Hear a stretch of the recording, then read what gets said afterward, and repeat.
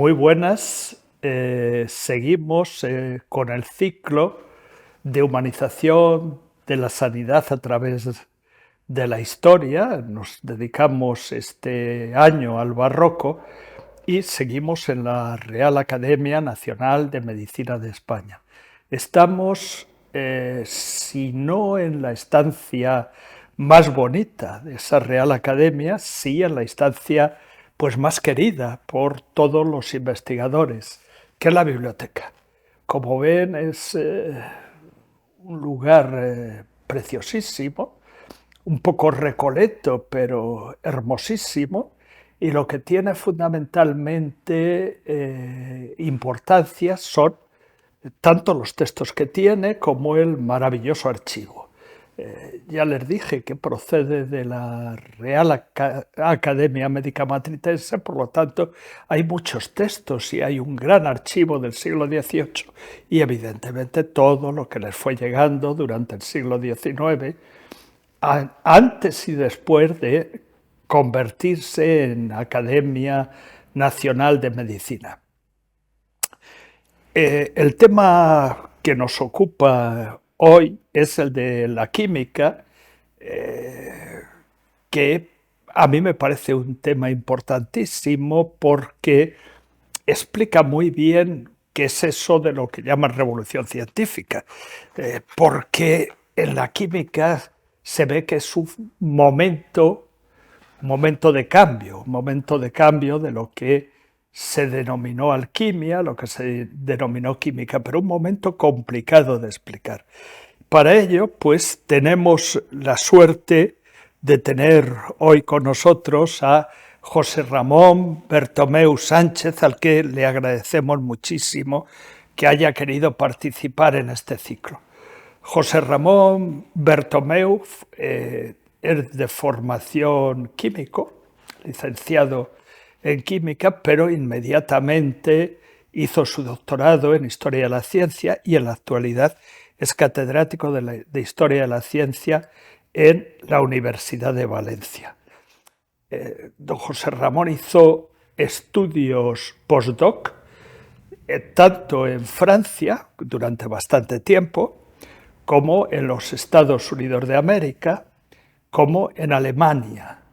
Y tiene, pues, con algunos de sus compañeros y discípulos, la producción más relevante que yo conozca sobre historia de la química fuera de nuestro país y en nuestro país. Por lo tanto, es la persona adecuada. Ha escrito, como todos los catedráticos y como todos los catedráticos de la Escuela de José María López Piñero, que sea una escuela ya tardía,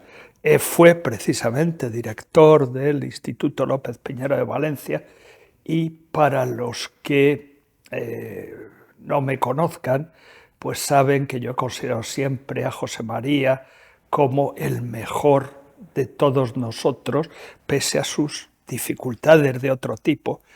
pero desde luego como mi maestro espiritual seguro. Además, yo tuve la suerte de que tuve una relación muy estrecha con él, pero muy lejana, con lo cual solo tengo un aprendizaje de lo que es hacer historia de la ciencia, impresionante. Vuelvo a agradecer a José Ramón que esté con nosotros y cuando quiera, pues tiene la palabra. Pues muchas gracias. En primer lugar, palabras de agradecimiento, porque es un placer y un honor estar en este ciclo, que me parece muy necesario para pensar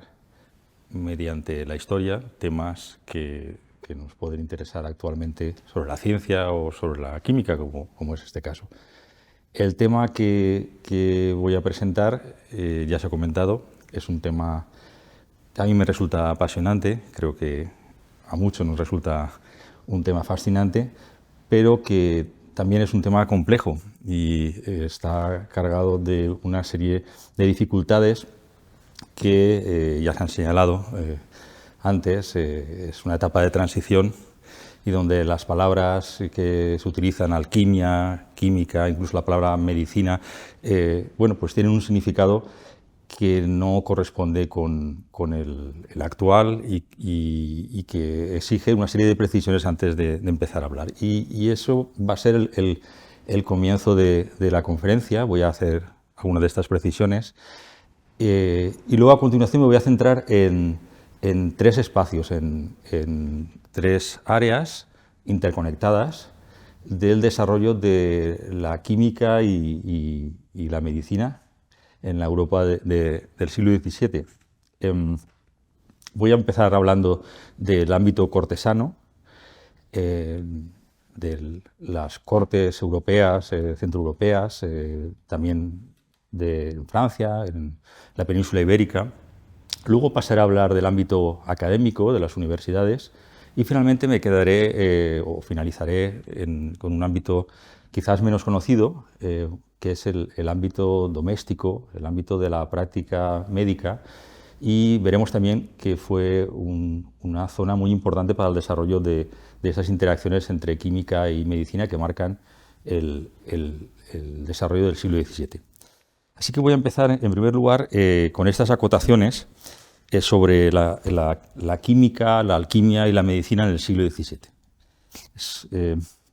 Aquí está el plan de trabajo. Voy a empezar con estas ideas sobre medicina, química y alquimia en el siglo XVII. En el terreno de la medicina es habitual afirmar que en los siglos XVI y XVII se produjo una importante transformación conocida como la larga crisis del galenismo. En la historiografía tradicional, esta crisis está marcada por la aparición y la expansión de la nueva anatomía de Vesalio y los estudios llamados experimentales acerca de la circulación de la sangre de William Harvey. Según este relato tradicional, la crisis del galenismo estaría marcada por la aparición de nuevas enfermedades como el morbo gálico y nuevos tratamientos, fundamentalmente la llegada de la materia médica americana y los productos obtenidos mediante transformaciones químicas, sobre todo compuestos de mercurio y antimonio. En este contexto, se suele decir también que se produjo la aparición de dos nuevos sistemas en la escuela iatroquímica y la escuela iatromecánica, a finales en la segunda mitad del siglo XVII. La primera, la escuela iatroquímica, inspirada en la obra de Paracelso, pero con la asimilación de muchos nuevos elementos, y que tendrían en autores como Franz de Lavoe, más conocido como Silvius, uno de sus máximos exponentes. Y la otra escuela, la iatromecánica, en parte inspirada en la filosofía mecanicista cartesiana y la idea del cuerpo humano como una máquina, pues tendría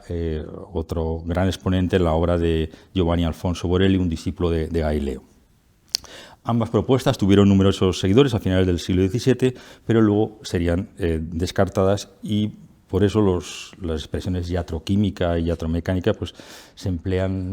fueron empleadas más bien como críticas a este tipo de planteamientos más que por sus propios proponentes. Bien, este esquema inicial sobre la historia de la medicina, en lo que se llamó en un determinado momento la Revolución Científica, este esquema inicial puede ser utilizado para explorar la cuestión,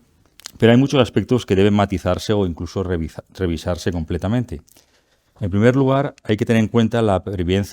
larga pervivencia del galenismo en sus diversas formas, en parte gracias a la recuperación y edición de textos realizadas durante el siglo XVI por el humanismo médico. Por otra parte, las supuestas novedades, como por ejemplo la disección anatómica, tuvieron un efecto limitado, en parte porque no fueron novedosas, ni tampoco supusieron un gran reto para ser integradas dentro de las interpretaciones galenistas. Por ejemplo, la disección anatómica de seres humanos había sido una práctica habitual en muchas universidades bajomedievales, como puede verse en la diapositiva, por parte de médicos situados plenamente en la tradición galenista. En el siglo XVI, sin desprenderse completamente de estas ideas galénicas, muchos médicos universitarios incorporaron también las novedades introducidas por Vesalio y sus seguidores. El uso de medicamentos producidos mediante transformaciones químicas o alquímicas, ahora lo veremos, tampoco era una novedad en el siglo XVII. Se pueden encontrar desde épocas antiguas el uso de recursos minerales y en obras medievales ya encontramos medicamentos producidos mediante extractos. Y a partir del siglo XVI, sobre todo con la obra de Hieronymus Brunsby, se recopilarán un gran número de procedimientos y remedios mediante destilación que fueron aumentados en los siglos posteriores. Las farmacopeas de los siglos XVI y XVII recogen muchos de estos remedios, en ocasiones junto con otros de inspiración galénica, tanto los nuevos productos americanos como los medicamentos químicos asociados con la tradición paracelsista, como los mercuriales. Esta mezcla creativa de interpretaciones prácticas y productos se puede encontrar también al revisar las publicaciones académicas relacionadas con la medicina, con la alquimia o la química en el siglo XVII. Finalmente, es necesario también tener en cuenta el pluralismo de prácticas y ocupaciones relacionadas con la lucha contra la enfermedad en el siglo XVII.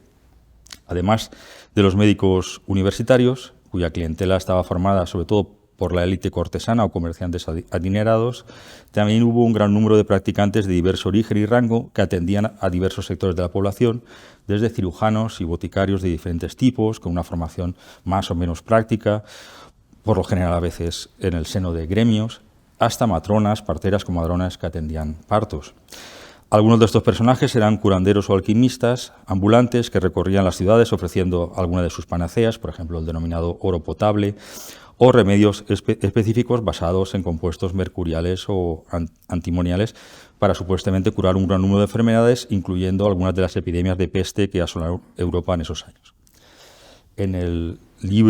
famoso libro, ¿no?, del Diario de la Peste de Daniel Defoe, que he reproducido aquí algunos fragmentos, se recogen algunas de estas prácticas.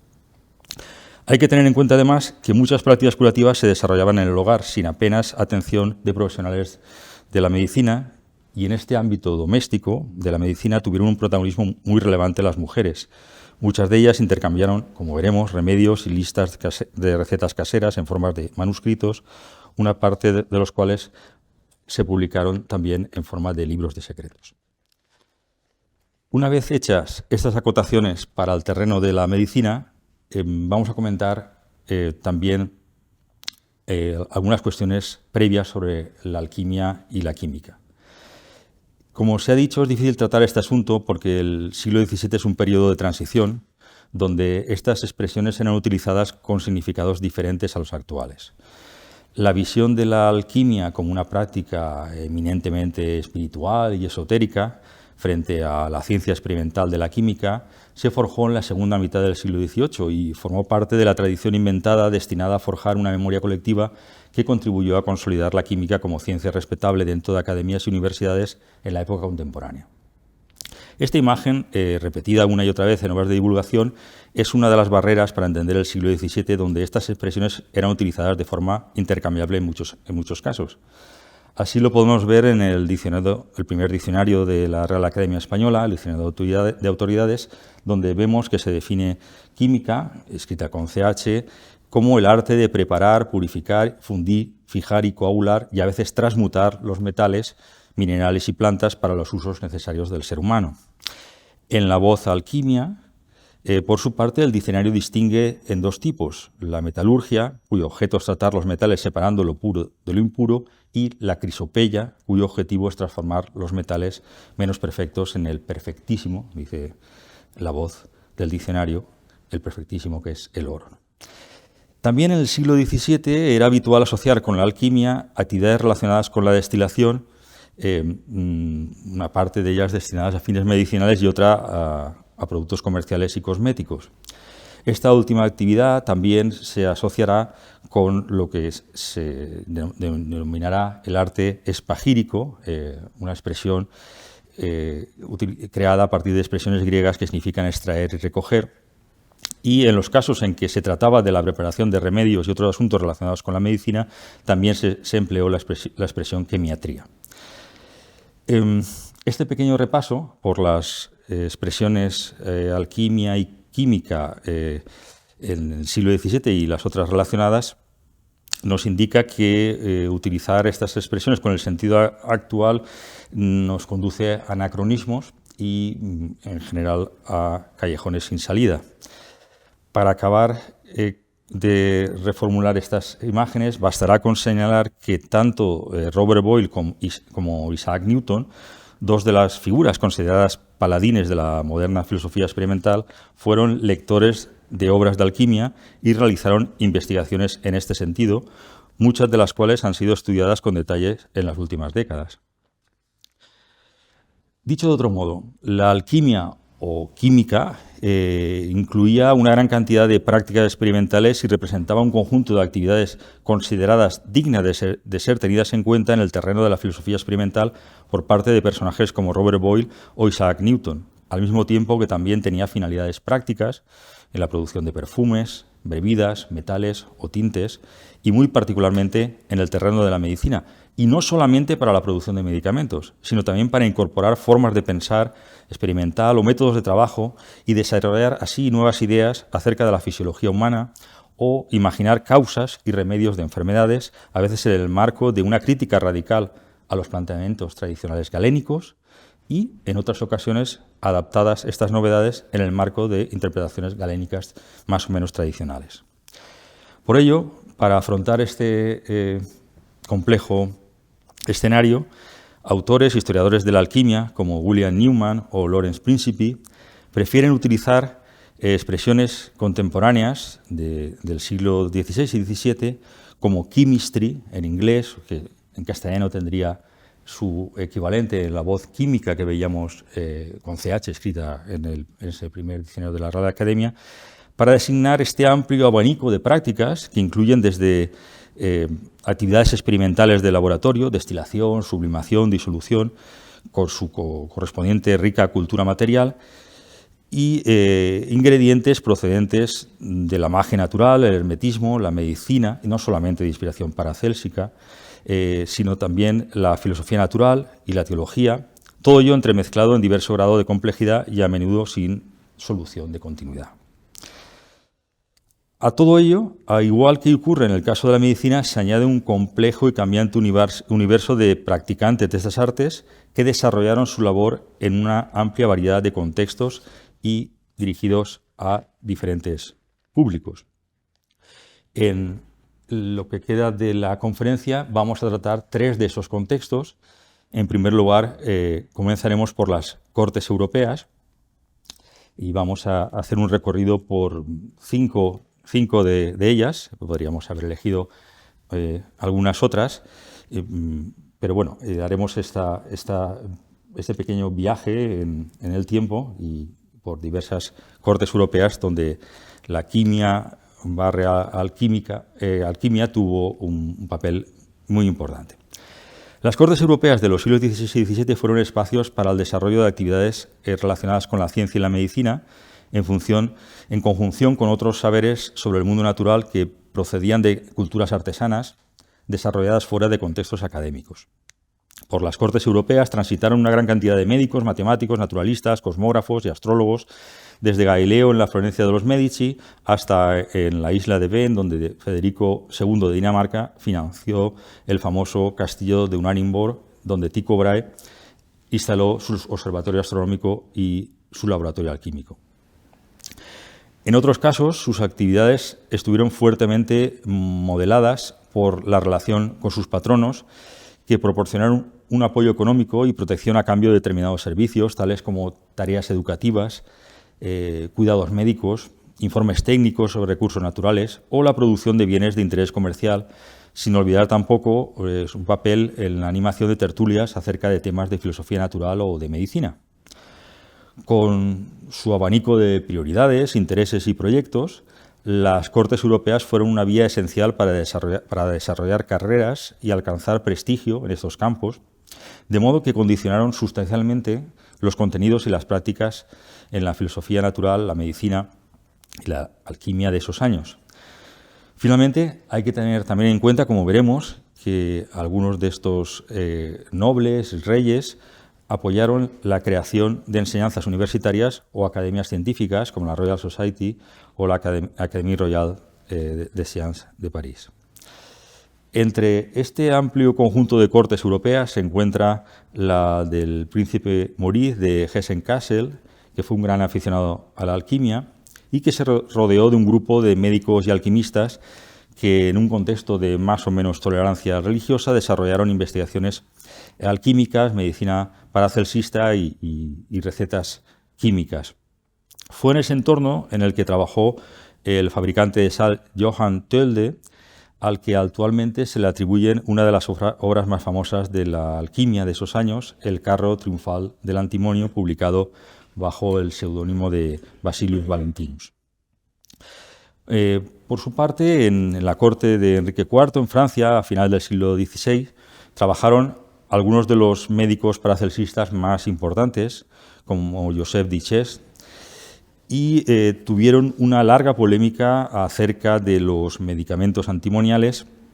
debido a la fuerte resistencia por parte de la Facultad de Medicina de París. Otro de los defensores de los medicamentos antimoniales en esta misma corte fue Théodore Turquet de Mayer, que tras ser médico del rey de Francia se desplazó por varias cortes europeas hasta finalizar en Inglaterra, donde también contribuyó a la difusión de las ideas paracelsistas. Como es bien sabido, otro de los monarcas que se interesó por la alquimia fue Felipe II, que impulsó diversos laboratorios y contrató a diversos personajes para investigar la producción de oro mediante el arte de la crisopeya. También Felipe II estuvo detrás de la creación de varios laboratorios de destilación, uno de ellos de gran tamaño, conectado con la botica del monasterio del Escorial, cuyo laboratorio se finalizó en 1586 y disponía de un sótano, 2 plantas, donde se instalaron una gran cantidad de destiladores, hornos, prensas y morteros, y también esta torre filosofal de destilación, ¿no?, que es bien conocida. En este entorno se produjo la publicación de lo que sería una de las obras más importantes dedicadas al arte de la destilación, que es la de Diego de Santiago, que vemos también en la diapositiva, y también los trabajos del médico real Francisco Valles sobre las aguas destiladas. También en este entorno cortesano trabajaron autores como el alquimista irlandés Richard Stanyhurst, que fue invitado a trabajar en el Escorial y allí compuso varias obras de alquimia, una de ellas que nos ha llegado en forma manuscrita, titulada El toque de alquimia. En esta corte de Felipe II se educó su sobrino, el futuro príncipe Rodolfo II de Habsburgo, que cuando se instaló en su castillo de Praga atrajo también una gran cantidad de artesanos, filósofos naturales o astrónomos como Tycho Brahe, posteriormente Johannes Kepler. Al igual que ocurrió en otras cortes europeas, este entorno alentó la interacción entre diversas culturas relacionadas con la química.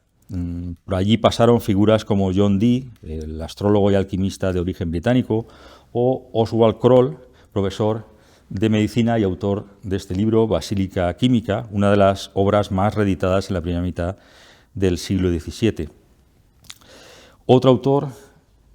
también famoso en este entorno fue el alquimista polaco Michel Senninghoff, que practicaba el arte de la crisopeya y prometía al emperador Rodolfo II recetas para realizar la transmutación. Durante la segunda mitad del siglo XVII, las cortes europeas continuaron acogiendo una gran cantidad de personajes relacionados con las investigaciones químicas y médicas. Algunos médicos reales o al servicio de nobles poderosos jugaron un papel determinante en la defensa de las nuevas interpretaciones y en ocasiones entraron en conflicto con médicos universitarios con planteamientos galenistas con diverso grado de apertura a las novedades. Volviendo a la corte de los Austrias, en Madrid, pero ya en la segunda mitad del siglo XVII, un ejemplo destacado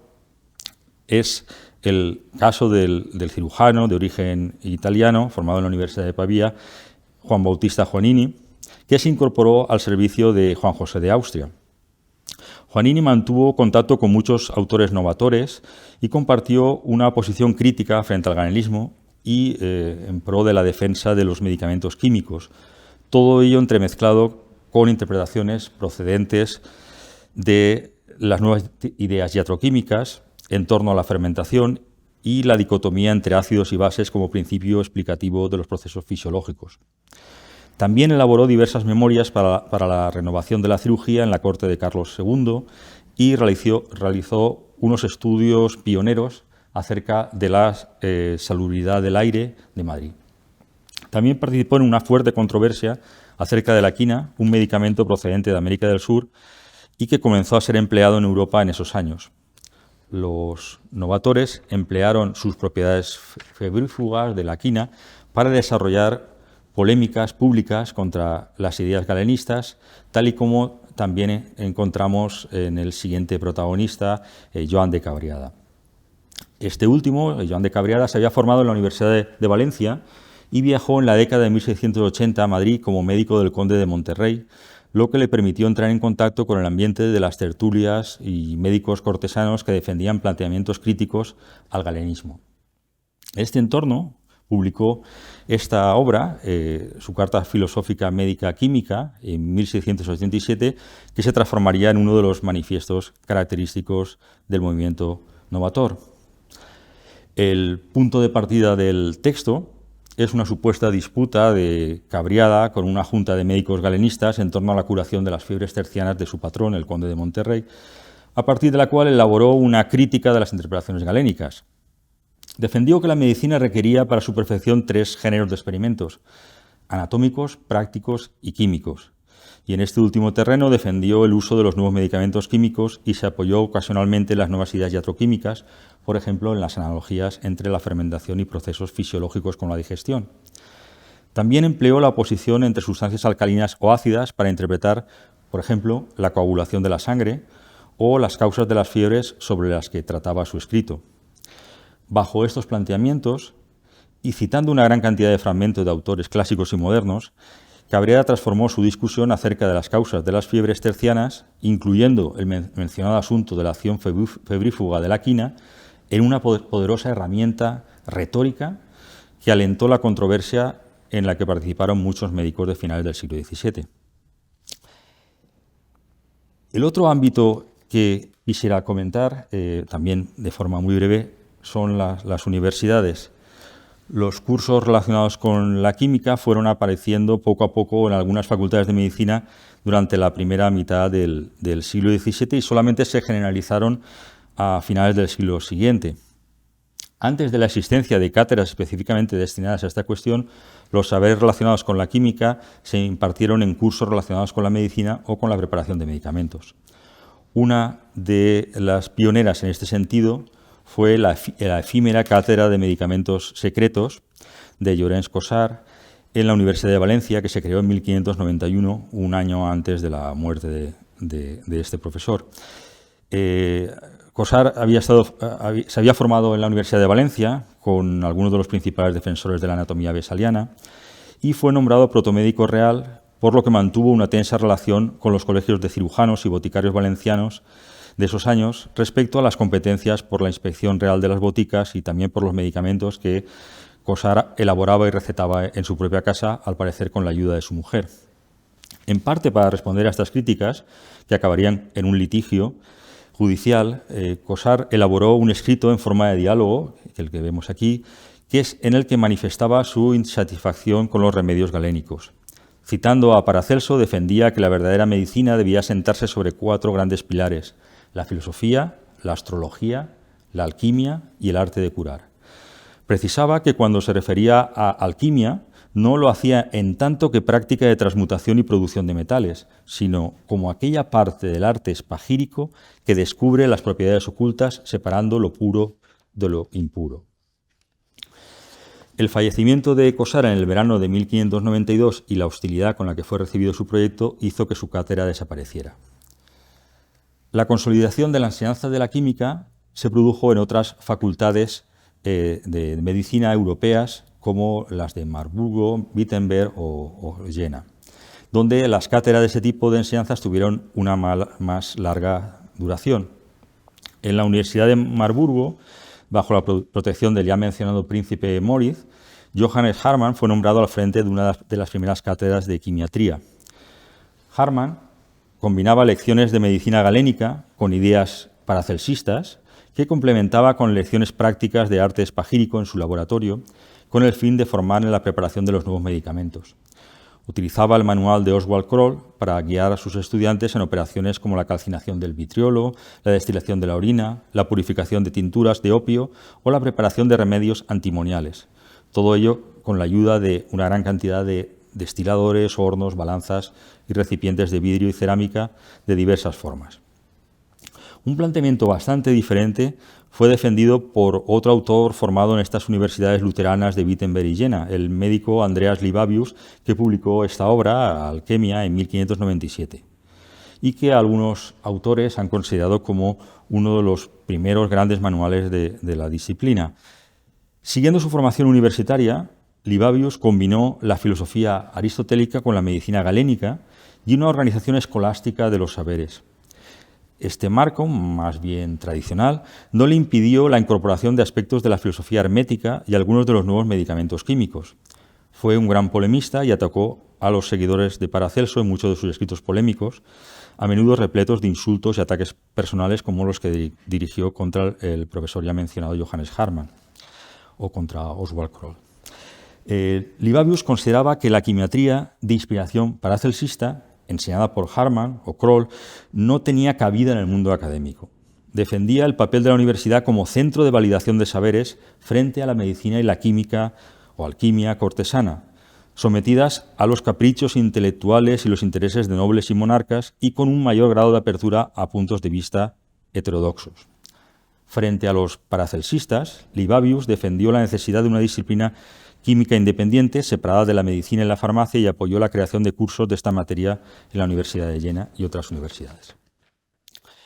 Viajando ahora hacia Francia, en París no hubo enseñanzas de química hasta finales del siglo XVIII en la Universidad de París, en la Facultad de Medicina.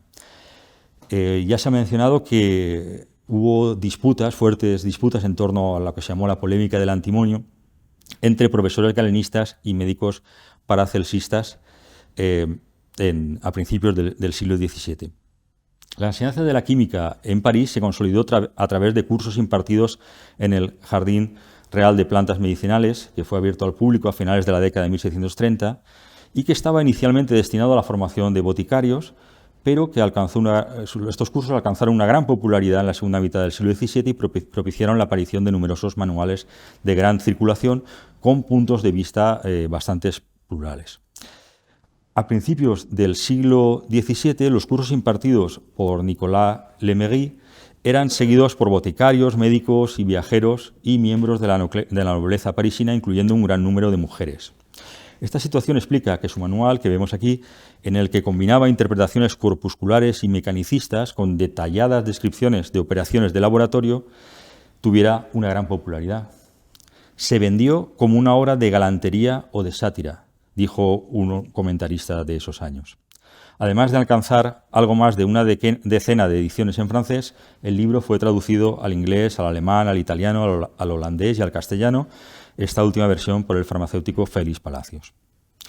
Otro centro parisino relevante para las investigaciones químicas fue la Academia Real de Ciencias, creada en la década de 1660.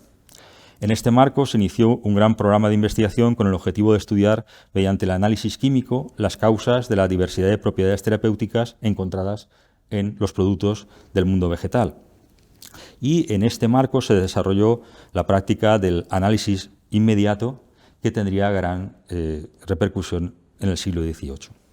Un autor que trabajó en este entorno fue Wilhelm Homberg, un médico de origen centroeuropeo que se formó en Alemania, Italia e Inglaterra, donde entró en contacto con Robert Boyle. En 1691 se incorporó a la Academia de Ciencias de París, donde inicialmente trabajó en la organización de los resultados de las investigaciones sobre el análisis de plantas medicinales. Posteriormente, Homberg se dedicó a investigar las propiedades y la composición de las sales, con particular atención a las formadas por ácidos y bases. Esas sales medias, como las denominó Homberg, fueron uno de los grupos de sustancias destacadas que entrarían a formar parte de estas tablas de afinidades presentadas por Étienne-François Geoffroy en 1718 y que representarían el punto de partida de una gran cantidad de trabajos en el terreno de la química en ese siglo. En el contexto hispánico, aunque no tenemos tiempo para desarrollarlo, también se deberían mencionar algunas academias que tuvieron un papel relevante en el desarrollo de la química y particularmente las tertulias literarias o filosóficas que dieron lugar al nacimiento de la Regia Sociedad de Medicina y otras Ciencias de Sevilla, en la casa del médico Juan Muñoz y Peralta, y cuya constitución fue aprobada en 1700. Pasamos ya al último de los ámbitos, el ámbito del doméstico y de la práctica médica. Las actividades literarias y experimentales en los entornos cortesanos y académicos que hemos recorrido muy rápidamente deben complementarse con un pequeño repaso de la pluralidad de prácticas curativas desarrolladas en entornos más populares, realizados por las familias en ámbitos domésticos o por curanderos ambulantes. Es un terreno más resbaladizo, donde las fuentes impresas no abundan, por lo que se requiere bucear en diversos archivos privados o judiciales para explorar las acciones de personajes a menudo anónimos o poco conocidos.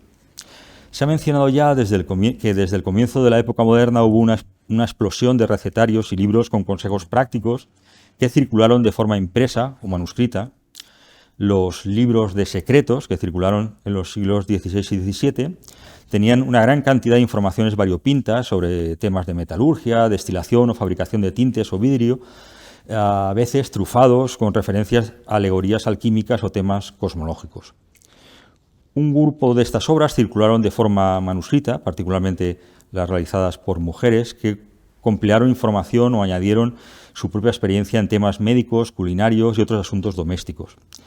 Algunas mujeres podían acceder a pequeños laboratorios de destilación y desarrollaron sus propias recetas que intercambiaron con otras autoras en formas de cartas o manuscritos en constante renovación.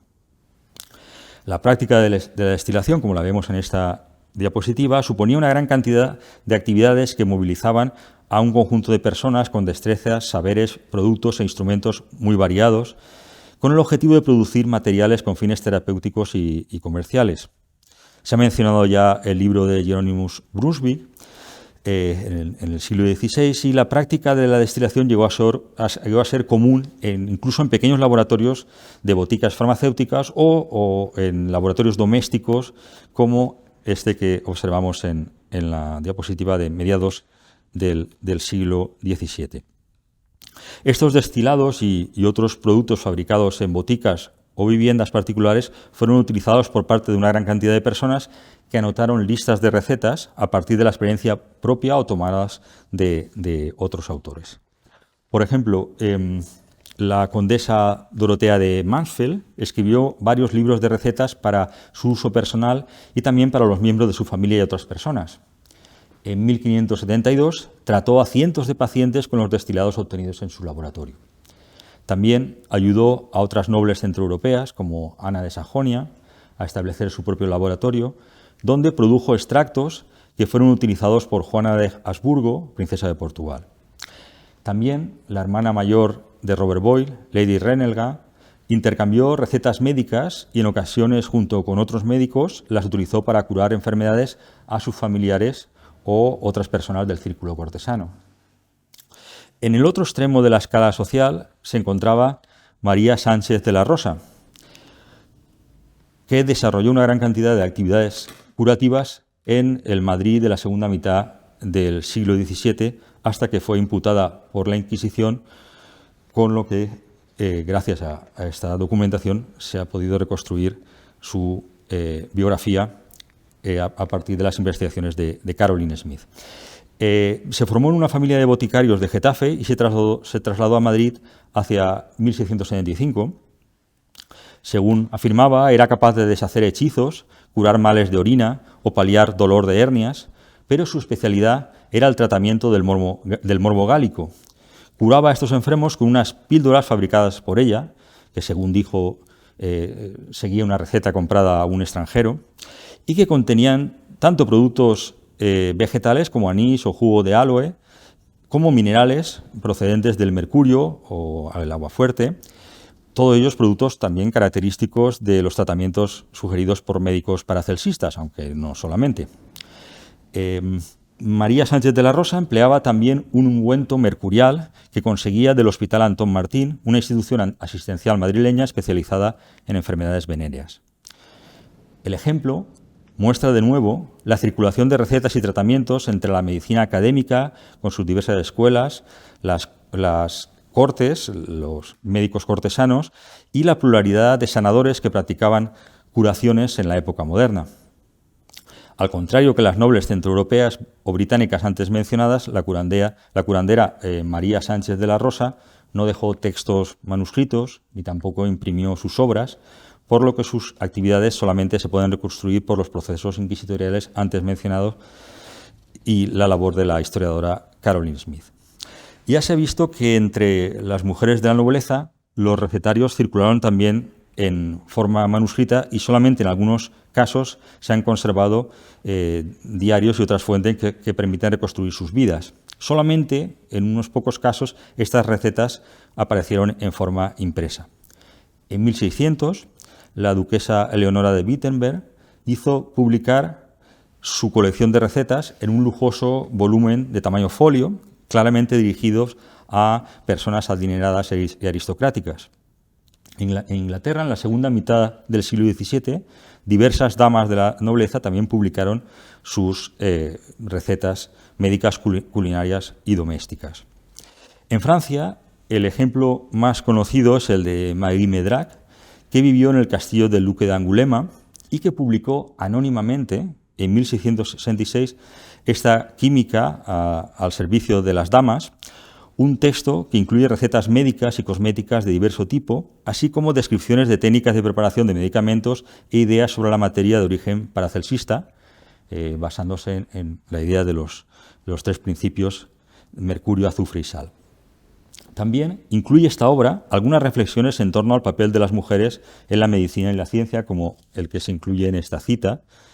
en la que señala que las mentes no tienen sexo y las mentes de las mujeres, y si las mentes de las mujeres se cultivaran tanto como las de los hombres, y si se dedicara el mismo tiempo y los mismos gastos a instruirlas, podrían incluso igualarlos. Este texto muestra no solamente que mujeres como Marie Medrac realizaron investigaciones originales en sus laboratorios domésticos para mejorar las técnicas de producción de medicinas, y también explica que muchas de ellas prefirieran no publicar sus obras o que lo hicieran de modo anónimo, o que decidieran hacerlas circular de modo restringido, en forma manuscrita. El texto de Medrac se escribió en unos años en que se había recrudecido la polémica acerca del papel de las mujeres en la medicina y en la filosofía natural, un debate que venía produciéndose, al menos desde el siglo XV, a partir de la obra de Christine de Pizan. En el siglo XVII emergió una red de mujeres eruditas comprometidas con facilitar el acceso a las ciencias de todas las mujeres, tal y como lo formuló por esos años Marie de Gournay. Estas mujeres no solo contribuyeron a desarrollar nuevos saberes, como se ha visto en el terreno de los medicamentos químicos, sino que crearon redes de apoyo mutuo para favorecer su autoridad frente a las críticas misóginas de las que hablaba Marie Medrac en su libro. Y debemos concluir ya. Los ejemplos citados anteriormente muestran las interacciones entre los diversos ámbitos de desarrollo de la medicina y la química en entornos cortesanos y nobiliarios, en instituciones académicas y educativas y en espacios privados y domésticos. Las investigaciones de historia de la medicina y de la ciencia se han centrado en estos entornos culturales, académicos, y han mirado muchas veces con condescendencia, cuando no con desprecio, las prácticas populares como las recogidas en las recetas antes citadas o en obras como las de Marie Medrac. Un excesivo interés por la cultura de las élites y sus ideas, sus teorías, puede conducir a ocultar prácticas sociales y culturales predominantes o muy extendidas en la sociedad del barroco, con su peculiar y original cultura material, interpretaciones y prácticas que, como se ha visto, no encajan bien en las nociones actuales de la medicina, de la química o de la alquimia, ni tampoco pueden limitarse a una supuesta polémica entre antiguos y modernos. La pluralidad de contextos y personajes ofrece un personaje más complejo y fluido, un paisaje extraño que conviene explorar en sus propios términos para, de este modo, obtener claves para entender las relaciones entre la alquimia, la química y la medicina en esos años. Muchas gracias.